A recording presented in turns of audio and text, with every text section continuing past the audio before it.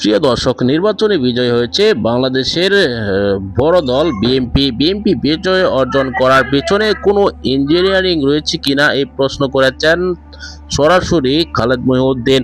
আজকে সংবাদ সম্মেলনে কিন্তু এরকম প্রশ্নের মুখোমুখি হয়েছেন জনাব তারেক রহমান।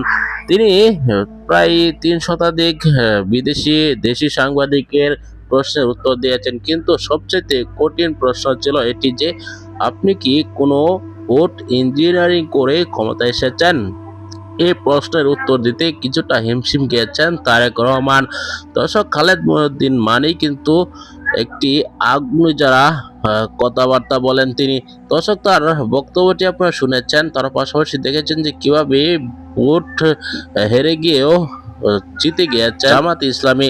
দর্শক, সকল বিষয় নিয়ে আপনার কি মতামত কমেন্টে জানাবেন। পরবর্তী এরকম নিউজগুলো সবার আগে পেতে চ্যানেলটিকে সাবস্ক্রাইব করতে ভুলবেন না। এই মুহূর্তে বিদায় নিচ্ছি। আসসালামু আলাইকুম ওয়া রাহমাতুল্লাহ।